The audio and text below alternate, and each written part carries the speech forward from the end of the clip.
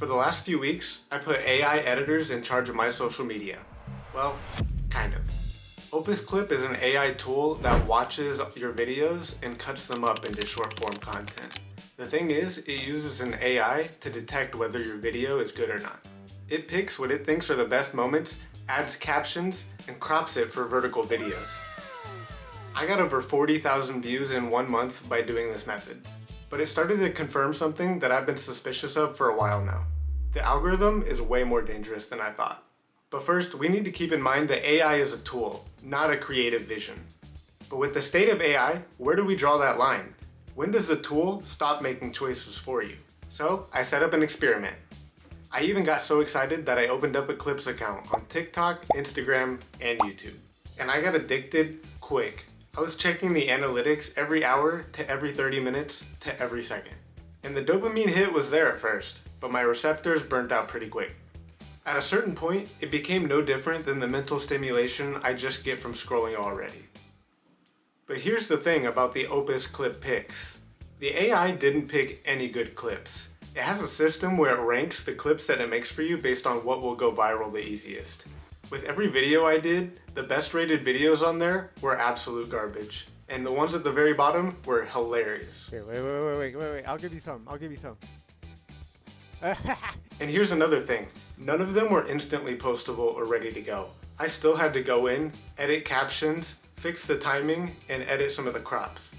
Ultimately, it would have been easier for me to go in and cut them up myself in something like DaVinci Resolve, a free industry-grade editing tool.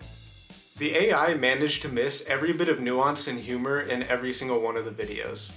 When you first set up an account with Opus Clip, it lets you make a few for free, but every time they come with the Opus Clip watermark. Every social media developer will tell you that putting a watermark on your video harms your success, but in my experiment, that wasn't the case. It actually made no difference on how my shorts performed. The Opus Clip logo barely affected my engagement. It turns out that good content matters more than branding. Don't pay for Opus Clip. I paid the $15 a month, and taking the watermark off made virtually no difference. It didn't unlock anything that I can't already do for free, and there are plenty of live captioning websites out there available for free. And I'm not saying this to bash Opus Clip. I'm just saying, don't feel like you need this tool to become a creator. Get out there. And don't always feel like having a watermark from another service is going to affect the engagement of your video. But then I thought deeper about the whole thing, and I noticed something is happening.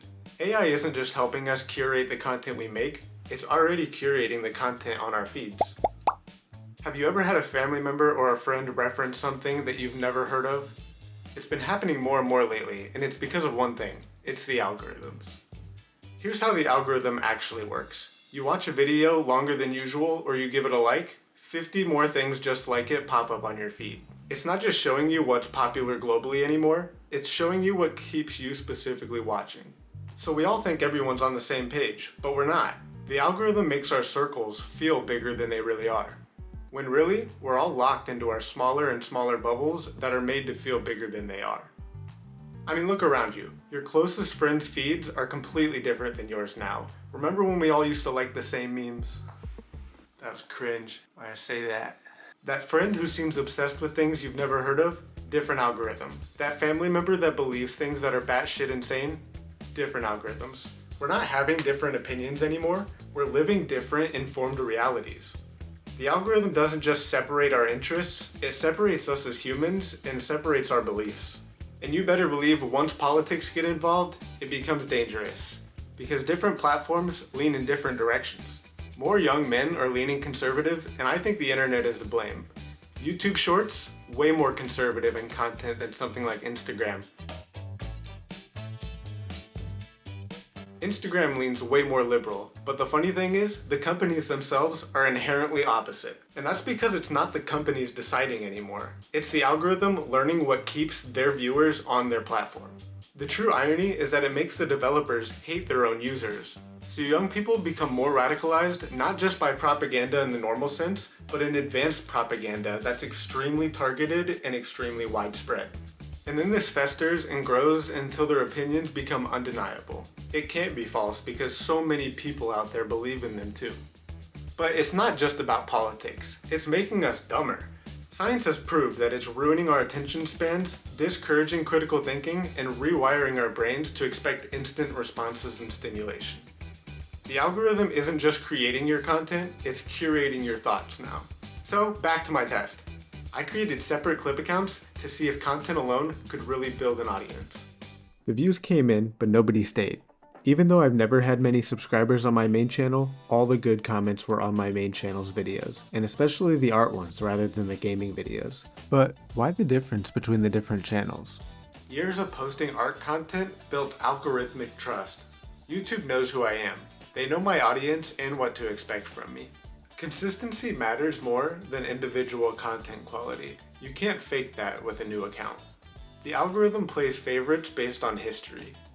And we need to keep in mind that modern AI machines are actually LLMs. They're not even technically artificial intelligence. They're pattern mimickers and speech pattern impersonators. They don't understand the meaning, just statistical probability. So, AI is good for tools that are non-creative and non-interpretive. Things like simple scripts, data tracking, and organization. Sure, but the creative choices, that's where humans matter most. Check this out. Here's a post I made with maximum creative output. It's me making post-it note drawings for 16 days straight. Over 1,000 views on Instagram and 1,000 views on YouTube. Less than the gaming clips, but this time I had real comments. Real engagement from people who actually like the content, rather than the rude, crazy comments I would get on gaming posts. But then, this happened. The brand whose products I was literally using in the video made a comment on the post. And I rode that high all day. So here's what I learned. AI can edit your clips, but it doesn't understand you. Manual work outperforms consistently and touches with audiences on a whole new level. Watermarks don't matter as much as they say, and established channels beat new ones based on history alone. And content with meaning beats content with views, just personally. The algorithm is starting to separate us in so many different ways. So, I'm closing the Clips account. At least on Instagram and YouTube. It's not much of a loss, because gaming clips perform better on my main channel anyways, because it's still me. On my main channel, I'm a guy who makes art, plays games, and discusses AI. On my Clips channel, I'm just a random gaming account number 200 million. The barrier isn't the tools anymore, it's the effort. It's caring about the choices in the content you make and how it affects the viewer, not just the numbers. Use AI for the boring stuff, non-creative tasks, and make the choices yourself. 40,000 views didn't change anything for me, but this one comment from a professional brand and the many others from people appreciating the creative output changed everything. It changed my whole perspective, and I think I know what direction I'm taking in the future. I'm not going with the algorithm. I'm going with people who appreciate art.